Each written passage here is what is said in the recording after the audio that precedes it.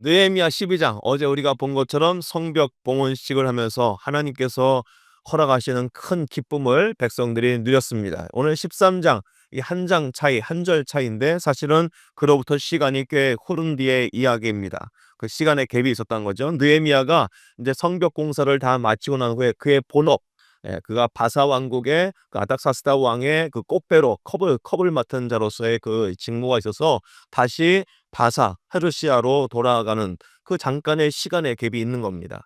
그래서 느헤미야가 그 페르시아 왕에게 보고하러 다녀온 사이 예루살렘은 그 잠깐 사이에 영적인 상태가 무너지고 있는 것을 오늘 본문에서 보여주고 있는 것입니다. 그래서 오늘 본문은요, 변질되기 쉬운 우리의 연약함을 보여주고 있고요, 이를 바로잡기 위한 느헤미야의 단호한 결단을 보여주고 있습니다. 오늘 본문 말씀을 통해서 우리에게 지속적인 개혁과 거룩한 분노가 우리 신앙에 얼마나 필요한지를 함께 보기를 원합니다. 오늘 보시면요, 느헤미야가 없는 사이에 대제사장으로 세웠던 엘리야십이요, 끔찍한 타협을 저지르고 말았죠. 그간 성벽 공사를 한동안에 지속적으로 느헤미야를 방해했던 이 도비아라는 사람이요, 이 암몬 사람자였는데 이 도비아와 연락하며 이 엘리야십이 지내왔던 겁니다. 자, 그런데 이 느헤미야가 잠깐 자리를 비운 사이에 이 엘리야십 제사장이요, 도비아와 계속 연락을 주고받다가 그 느헤미야의 공백기를 타고 이 도비아를 슬쩍 다시 예루살렘 성에 자리를 내어주었다라는 것입니다. 그 뭐 큰 일이 아닌 것처럼 보이긴 하지만 오늘 본문에 성전 뜰의 큰 방 하나를 그에게 내어주었다고 본문 4절로 5절에 기록하고 있습니다. 그 방의 원래 이용도가 뭐였냐는 것입니다. 무엇을 위해 그 방을 썼었느냐? 본래는 소재물과 유향과 기명, 그리고 레위 사람들과 그 성전에서 일하는 사람들을 위해서 준비한 백성들의 11조를 모아두던 곳간이었다는 겁니다. 자, 근데 그렇게 거룩하게 구별된 것이죠. 예배를 위해서, 제사를 위해서 쓸 기구들을 모아두고 쓸 소품들을 얹어 놓는 것이고, 또 11조를 그 안에 넣어서 성전에서 제사를 드리고 이러는 사람들에게 공개해야 될 것을 모아두던 그 거룩히 구별된 곳간을 하나님의 성벽 공사를 집요하게 방해하고 있었던 이 도비아에게 그 방을 내어줬다는 겁니다. 성전 뜰 안에요. 자, 이게 하나님의 대적이 짐을 풀고 살게 된 곳이 성전뜰 아니라는 것이 참 경악할 일이라는 것입니다. 하나님을 반대하고 하나님의 뜻을 거스르고 이 느헤미야를 끝까지 괴롭혔던 도비아에게 어떻게 적이었던 사람을 내부에, 그것도 성전 내부에 자리를 내줄 수 있겠느냐라는 겁니다. 지도자가 깨어있지 않으면 원수가 가장 거룩한 곳까지 침투하여 주인 행세를 하는 것을 볼 수 있다는 겁니다. 이 돌아왔던 느헤미야가 이 꼴을 보고 마음에 분노를 삭히지 못하는 겁니다. 그가 크게 근심하며 기도했다고 얘기하죠. 하나님이 이를 어쩌면 좋겠습니까? 하고 그가 마음에 근심하여서 도비아의 그 자리 잡고 있는 모습을 하나님 앞에 기도하고 그 모든 세간살이를 다 밖으로 끄집어내고 그 방을 정결하게 되어서 다시 그 방의 기능을 따라 하나님의 제사를 드릴 수 있는 모든 기구들을 그 안에 들여 놓았다. 오늘 본문을 기록합니다. 이 본문을 통해서 우리의 삶 가운데 하나님 주시는 말씀이 있습니다. 그것은 무엇이냐면 우리의 삶을 가리켜 성경이 신약성경에서 뭐라고 하냐면 우리의 마음이 하나님의 성령이 거하시는 성전이다. 너희가 성전인 것을 모르느냐 하고 고린도서에 분명히 말씀하고 계시죠. 우리의 삶 가운데 나도 모르는 사이에 성령이 거하시는 그 성전 안에 마음 한구석 가장 중요한 자리를 도비아와 같이 세상과 타협하려 하고 미움과 탐욕과 세상의 가치관으로 가득 채워진 것이 우리의 마음 한구석을 차지하도록 내버려 두고 있지는 않은지 잘 생각해 보았으면 좋겠습니다. 오늘 이런 일들이 왜 있었을까 싶은 생각이 들었어요. 오늘 이 도비아가 슬쩍 들어온 것은요, 이 제사장이 정말 깨어서 기도하고 이것을 끝까지 막아야 되는데 오늘 엘리야십은 마음속에 그래 성벽도 다 지어졌어, 성전도 지어지고 백성들이 다 하나님 앞에 예배를 드리고 있는데 도비아도 이런 일을 통해서 더 우리에게 큰 위협이 되지 않을 거야 라고 생각하는 안일함이 있지 않았을까 혼자 생각해 보았습니다. 다 끝났잖아요. 성벽 공사도 끝냈고 도비아가 그렇게 방해를 했었어도 이 성벽은 무너지지 않고 있고 다 견고하게 문짝도 달려있는 것을 보고 야, 이 도비아도 진짜 이제는 우리에게 더 해를 끼치지 못할 거야. 그저 기존에 가지고 있었던 도비아의 친분도 친분이지만 이제 엘리야십의 마음 가운데 가지고 있었던 안일하며 괜찮을 거야. 이 정도쯤은 도비아도 어쩔 수 없을 거야. 이제 뭐 도비아가 무슨 일을 하겠어 하면서 슬쩍 그 도비아를 자신과 함께 기거할 수 있도록 성전의 자리를 내준 엘리야십의 모습이 바로 오늘을 살고 있는 우리가 마주하고 있는 유혹들이라는 것입니다.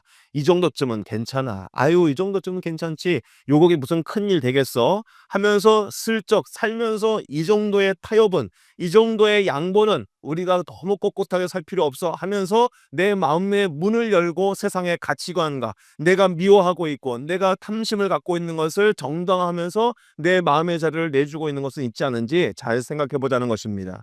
이것이 주고 있는 이익 때문에 적당하게 타협하는 것이 지혜롭게 보이는 세상의 유혹 앞에 우리가 굴복하여서 마음을 내주는 일이 없도록 우리는 조심하자는 겁니다. 오늘 느헤미야는 단호하게 그 모든 죄악된 모습들을 밖으로 끄집어내고 정결하게 그 방의 제 기능을 되찾아주고 있습니다.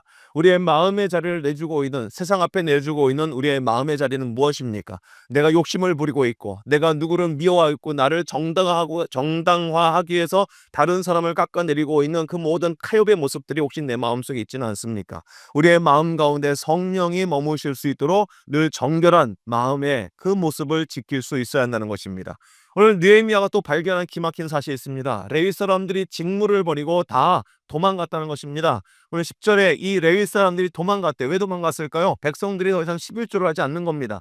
이 레위 사람들과 제사장들이 성전에서 봉사하기 위해서 백성들이 낸 11조로 이 레위 사람들과 제사장들이 생활을 유지했어야 되는데 더 이상 백성들이 11조를 주지 않자 생계가 막막해진 레위인과 노래하는 자들, 성전에서 봉사하는 자들이 밭으로 나가 일하기 시작하는 겁니다. 자신들의 삶을 유지할 수 없으니까 그들에게 맡겨졌던 성전에서의 봉사하는 직무를 버리고 다 밭에 나가서 일하는 모습을 봤어요. 성전 예배가 멈춰 섰다는 것입니다. 느헤미야가 자리를 잠깐 비운 그 사이에 오늘 우리가 보았던 어제의 말씀처럼 하나님 앞에 예배하고 영광을 돌리고 하나님 주신 기쁨을 누리며 그 말씀 앞에 회복되어지고 예배가 회복되었던 모습이 온데간데 없이 사라지고 백성들은 더 이상 하나님 앞에 자신들의 물질을 내놓는 것을 기뻐하지 않았다는 것입니다. 자, 그 결과 성전 예배 멈춰지고요. 느헤미야는 하나님의 전이 어찌하여 버림받았느냐 백성들을 꾸짖습니다. 자, 오늘 말씀을 통해서 우리는 이런 생각합니다. 우리가 하나님 앞에 마음을 드리고 시간을 드리고 물질을 드리고 하는 것이요. 이것이 어쩔 때 보면은 시간이 아깝고 물질이 아깝고 우리의 삶 가운데 이렇게 해서 될까 싶은 유혹이 들 때가 참 많이 있습니다. 그러나 성경은 우리에게 뭐라 하냐면 물질 있는 곳에 너의 마음이 있다 말씀합니다. 하나님 앞에 우리의 삶 가운데 시간 들이기를 아까워하고 삶을 들이기를 아까워하는 것은 어쩌면 우리가 가지고 있는 본능일 수도 있습니다. 그래, 내가 시간 이런 데 쓰면 안 되고 물질 이런 데 쓰면 안 되고 우리의 우선순위가 이런 내가 보이는 당장의 필요를 채워야 되는 곳에 쓸 수가 있을 것입니다. 그러나 그것 가운데 기억해야 될 것이 있습니다. 우리가 삶을 드리기를 아까워하는 그 순간서부터 하나님과의 거리가 생긴다는 겁니다. 하나님 앞에 내 삶을 모든 것을 드리기 시작하면 그 마음이 삶이 하나님께 있어서 하나님과의 거리가 좁혀지기 시작하고 그 순간 우리의 삶 가운데 하나님의 능력은 더 가깝게 느껴지는 것입니다. 하나님과의 거리가 느껴지고 하나님과 멀어지는 그 순간서부터 하나님의 능력은 나와 상관이 없는 것처럼 느껴지며 하나님의 능력은 먼 나라의 이야기가 될 수 있다는 것입니다. 오늘 경계하지 않으면 마음을 바짝 조이지 않으면 오늘 본문대 예루살렘 성에 있던 사람들처럼 우리의 마음은 쉽게 하나님과 멀어질 수 있음을 본문은 보여주고 있습니다. 우리의 삶 가운데 하나님 앞에 아까워하는 것이 무엇입니까? 우리의 재능입니까? 우리의 물질입니까? 우리의 시간입니까? 삶 가운데 하나님께 드려줘야 될 것을 기꺼이 기쁨으로 드리고 헌신할 때 그것이 결코 손해가 되지 아니하고 하나님과 더 거리를 좁혀가며 하나님의 능력을 가까이 경험할 수 있는 길들이 열리게 됨을 믿습니다. 자, 오늘 느헤미야가 개혁을 단행한 후에 짧지만 깊은 기도를 드립니다. 14절 말씀에 내 하나님이여 이 일로 말미암아 나를 기억하옵소서. 내 하나님의 전과 그 모든 직무를 위해 내가 해한 선한 일을 도말하지 마옵소서 하고 하나님 앞에 기도합니다. 하나님이 기억하시기를 간구하고 있는 것입니다. 자, 그가 보여주고 있는 개혁은 어쩌면 외로웠고 쓸쓸한 길일 수도 있습니다. 잘 생각해 보세요. 도비아를 내쫓을 때 그 엘리야식 제사장도 그렇고 도비아도 그렇고 그 백성들에게 야 너희들 이게 무슨 일이냐? 왜 하나님께 드려져야 될 것이 드려지지 않고 성전의 예배는 왜 멈춰 있느냐? 잔소리를 하는 거 아니겠습니까? 싫은 소리를 하는 사람 아니겠습니까? 그러면 엘리야십도 그렇고 도비야도 그렇고 백성들도 그렇고 느헤미야가 싫은 소리를 할 때 달갑게 듣는 사람이 몇 명이나 되겠습니까? 느헤미야가 자리를 떠나 아니 저 사람은 자기가 지금 페르시아에 갔다 와서 자리를 비워놓고 여기서 무슨 일이 있었는지 알지도 못하면서 갔다 와가지고 왜 저렇게 성질을 내느냐? 이게 왜 이렇게 난장파를 부르냐? 말하는 사람, 말하기 좋아하는 사람 말하겠죠. 느헤미야를 곱지 않은 시선으로 보는 사람들이 있었을 것입니다.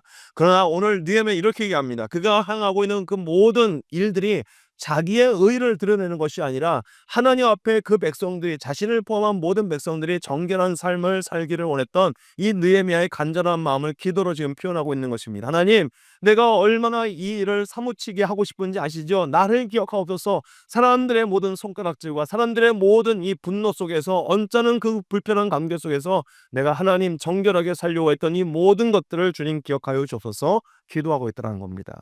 외로운 일일 수 있습니다. 정결함을 지키는 것이요. 하나님 앞에 거룩한 삶을 살아가는 것이요. 믿음을 지키는 일이요. 어쩔 때는 외로운 길일 수도 있습니다. 그러나 기억할 것은요. 하나님은 그 모든 외로운 싸움을 보고 계시고 기억하고 계시더라는 겁니다. 홀로 싸우는 것 같지만 홀로 이 모든 정결한 삶을 유지하기 위해서 나 혼자 애쓰는 것처럼 보이지만 하나님께서 보고 계십니다. 하나님께서 기억하고 계십니다. 어떻게 알 수 있을까요? 오늘 우리가 읽고 있잖아요. 느헤미야의 이 외로운 싸움을 우리가 읽고 있잖아요. 그래서 우리에게 도전이 되잖아요. 하나님은 이것을 믿음을 가진 우리 모두에게 대대손손 전하게 하시는 겁니다. 기억하고 있다고. 우리의 삶 가운데 사람들은 잊어버려도 하나님은 기억하고 계신다는 사실을 말씀을 통해서 깨달으시고 교회를 위해서 흘리는 눈물, 아무도 모르게 행했던 모든 우리의 봉사와 정직하게 되었던 예물들, 이 모든 선한 일, 정결한 삶을 살기 위해서 거룩하게 구별될 삶을 살기 위해서 순종했던 우리 모든 크고 작은 그 씨름들 하나님께서는 기억하고 계시고 기록하고 계신다는 사실을 기억하시고 믿음으로 정결한 삶을 살겠습니다. 하나님 기뻐하시는 삶을 살겠습니다. 나는 이 각오와 결단이 흐트러지지 않는 외롭더라도 주님과 함께 이 길을 끝까지 가겠습니다 하고 믿음의 자세를 흐트러지지 않는 우리 모두가 되기를 간절히 소망합니다. 아멘.